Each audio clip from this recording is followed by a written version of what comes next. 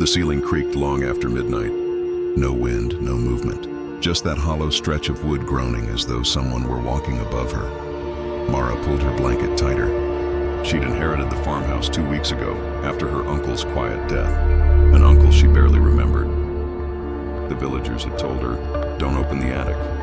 It keeps the house quiet." But the house was not quiet. That sound, as deliberate, slow, moved above her bedroom again. One step, another. Then silence so deep her heartbeat felt like knocking. She tried to laugh it off, whispering, "Old beams. Rats." Then came a single thump. Right above her bed, dust trickled down from the ceiling crack and landed on her lips, tasting like ash. Mara froze, and then, faintly, from the attic above came a voice. Not a whisper, not words, just the soft, broken rhythm of someone breathing. Morning light found the house pale and dust-covered. The smell of rot and cedar lingered, like old photographs forgotten in a drawer. Mara made coffee, pretending nothing happened, though every sound, the faucet's hiss, the hum of the fridge, seemed to echo with something unseen. Her phone had no signal. It hadn't since she arrived. She told herself she liked the solitude, a break from city noise, deadlines, her ex's messages.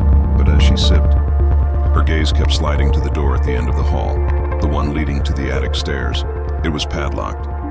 Thick rusted metal, heavy and out of place among the peeling paint. She'd tried the key ring her uncle left. None fit. She noticed something etched into the wood beside the lock. Remember. By evening, the house began to feel smaller, air thicker. Every corner seemed to hold breath, waiting. That night she dreamt of someone walking above her again, bare feet on old planks.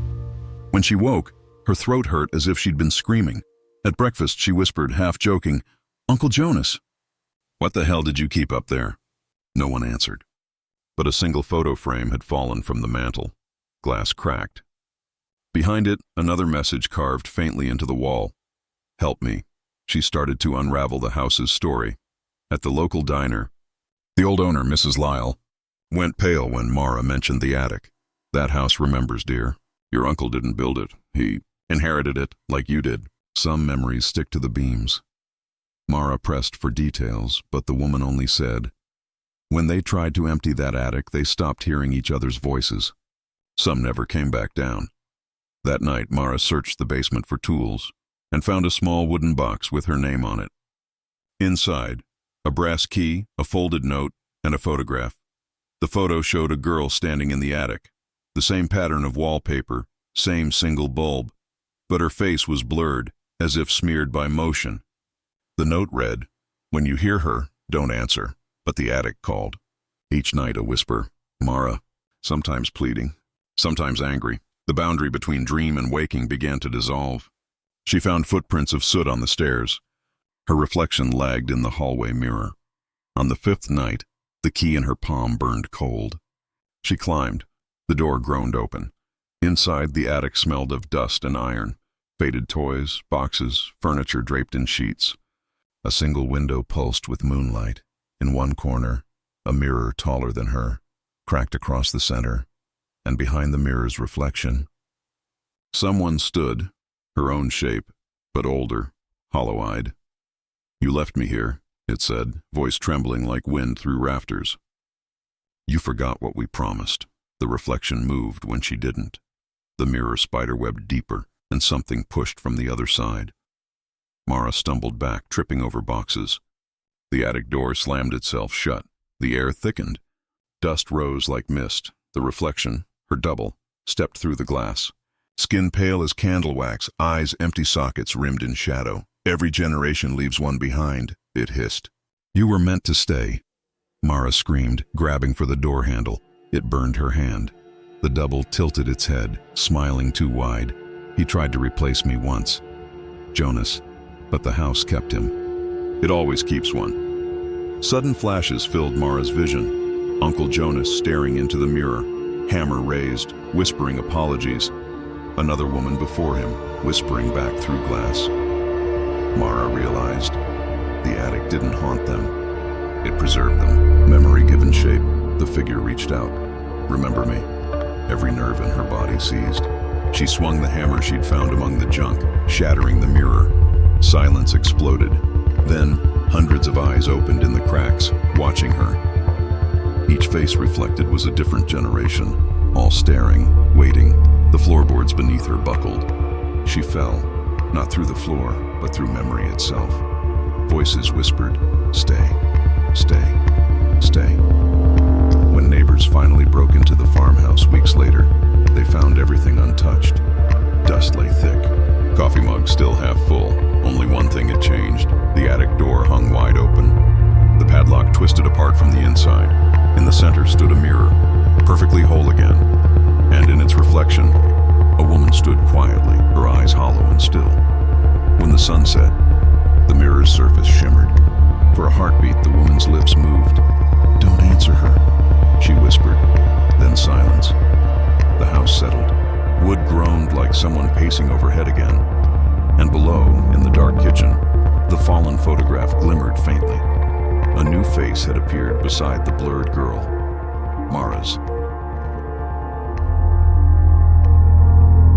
The apartment was never quiet.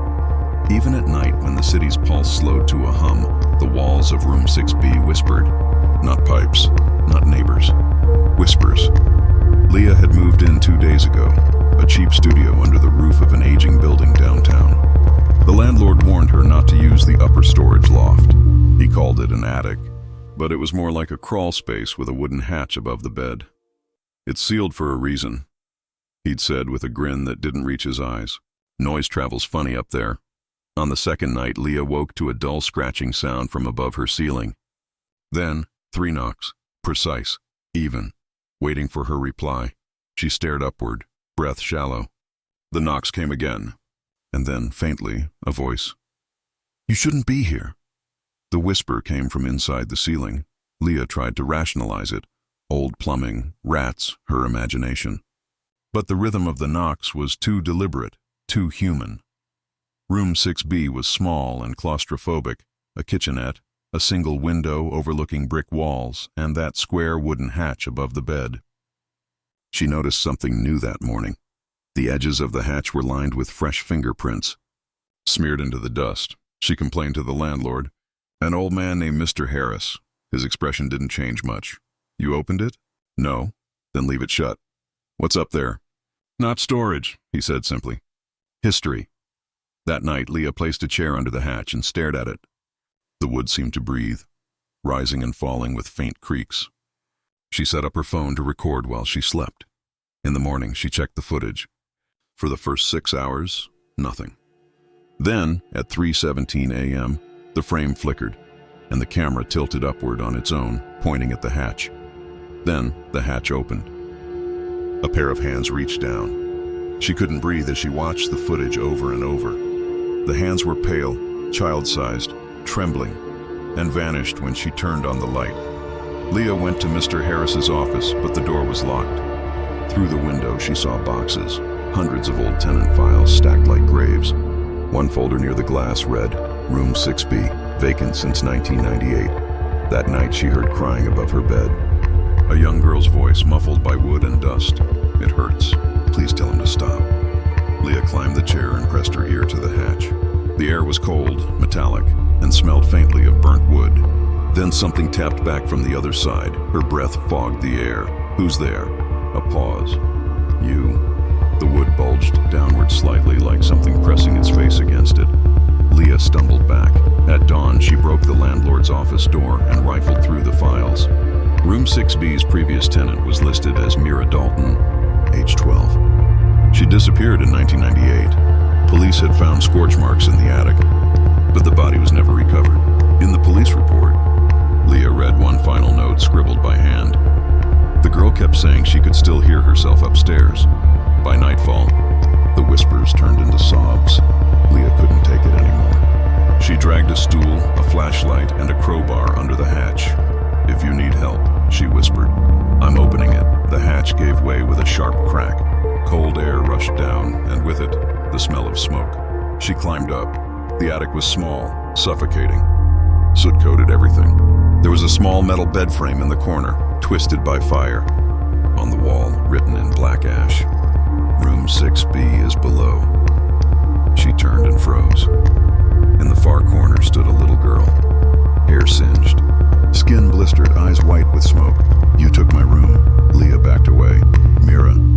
girl's lips curled.